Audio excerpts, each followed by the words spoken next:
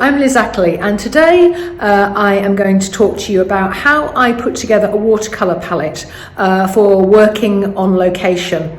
And unfortunately, last year I lost my lovely watercolour palette, so I was forced to get a new one. And as it's the beginning of the year, I thought I would get to work filling this new palette, and I'm going to share with you how I do that. And I've done this for quite a while, since I was an urban sketcher. I find it a really useful way of having portable watercolour. And as you probably can see behind, I've got my wonderful window of my new studio, but I'm not going to talk about the studio today, because on another occasion I will talk about the renovation of this room. So I'm going to turn the camera around and share with you my watercolour palette setup. Okay, so let me run through quickly the overall what you see in front of you here. So first off, this is my watercolour palette, and it's an art toolkit, if you can see it engraved on there, a pocket palette. And what these are little palettes that are magnetised, and so they stick onto the base. And so you can have whatever configuration you like. There are different sorts of size wells that you can purchase. And I really like it because it is so portable, so small, yet you can get quite a lot of paint into each of these wells. The only thing about it is it does get quite messy, but apart from that, it's really a good kit. And this is replacing one I had before, which was exactly the same, apart from that it was silver as opposed to black.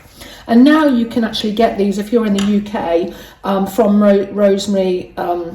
Rosemary's Brushes, rosemaryandco.com. I'll put the link in the notes. And so that's what I've got. I've configured it so that I've got 18 different colour options. What I also like to do is, with all the will in the world, you will forget what the colours are unless you have something set up with them painted and named. Especially, as I'll go through in a minute, the sorts of mixture I use. And because I'm going to have to put some paint on each one as I go, I've got my 1/2-inch dagger brush, again from Rosemary's Brushes, which I use for watercolour out on location. And just to be clear, this is not what you have to have. A lot of these are just some favourites or some ones I want to try, and they're obviously geared up to my location here, which is coastal. But what I would say is that what is always useful is to have your primaries, the reds, the blues and the yellows, and some warm and cool of each, one or more. I've obviously got more than one of each because I've got quite an array here. And I also have some favourites. But what I would say as well is that in terms of the brands, I would always go for professional watercolour because it makes a big difference rather than the student ranges. So what I have here are a number of different makes and brands that I'm going to go through with you. The first of them is Daniel Smith. I love his rich, gorgeous colours. So there's quite a few Daniel Smiths here. I also use Winsor & Newton Professional, and that's what these are with the crest. I also do love Schminky Orange, and that's what this is. They changed the name. It's a transparent orange, is what it's called, and that's a Schminky. And then finally, the other one on this table here is the Wallace Seymour paints, and these are beautiful as well. So I've got all those brands, and what I've got is reds here, blues, yellows, and some greens and some browns, because they're some of the colours that I want to use. And as you can see, I've just got two big wells. I thought what I would do is put yellow ochre into one of them and my ultramarine blue into another, sort of silly standard colours. And then I will probably keep them in 1, 2, 3, 4. Yeah, I could probably keep them kind of in rows. So we'll see how we go. But what I'm going to do is I'm going to literally squeeze them in one at a time. And what is quite good, although I haven't got one today, is to have something that you can level them with.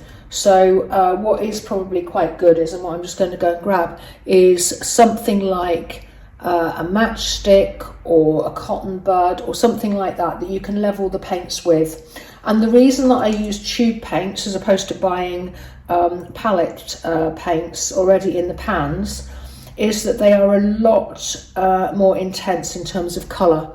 So I always decant tubes into these pans. And you may think, well, that's all very well and good, but what happens when you decant them in? Well, you have to leave them at least 24 hours to dry properly. And then when you've done that, when you use them each time, all I do is I spray them and wait for the water to absorb a little bit, and then you can lift up with the brush. I never just go in with the brush dry, because you just damage the brush. Anyway, so I'm going to get going. Okay, so these are the little cotton wool sticks, and I've just cut some lengths from a couple of them, and we'll see if I've got enough. So I'm going to get started, and first I'm going to do the big ones first. Hopefully you'll be able to see what I'm doing.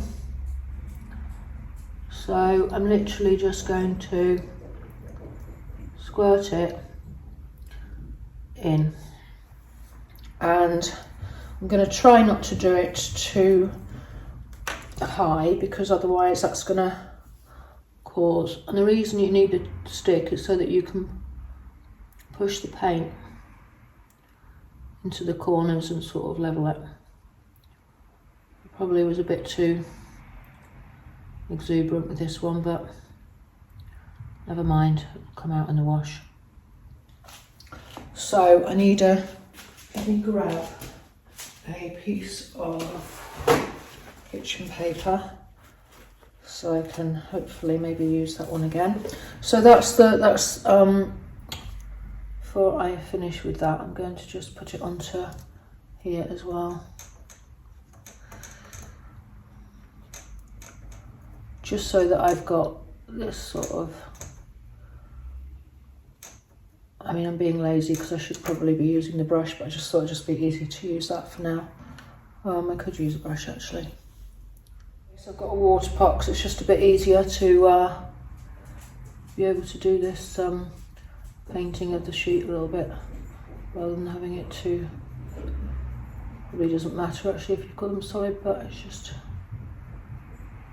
easier if you've got, it's just so that you've got a record really of what the colours are. So all I'm doing is continuing to fill these wells. In the end I didn't use ultramarine in that bottom larger well, I used burnt sienna, just by mistake really.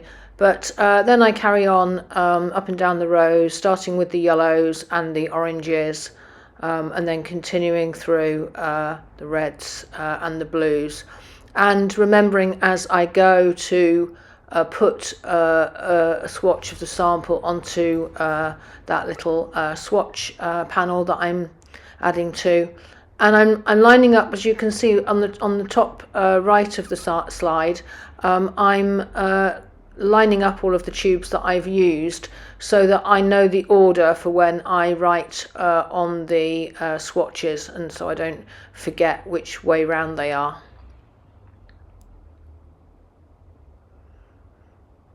And it takes a bit of time, and it's a lot easier if the paints aren't too old, because if they're older then they are a little bit more gloopy and more difficult to get into the wells, as I found with a few of them. But just going through systematically really. And finally, I just thought I'd show you, this is the piece of card that I had with the little swatches that I've labelled, and I'll keep that probably in this bag rather than being in the case, because otherwise it's going to get completely messed up.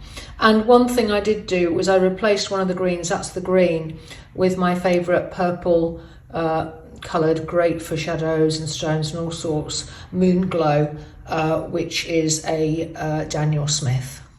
I hope that was useful, so please do like and subscribe if you aren't already, and as ever I'd love to hear your comments, and I'll catch you next time. Thanks a lot, bye bye.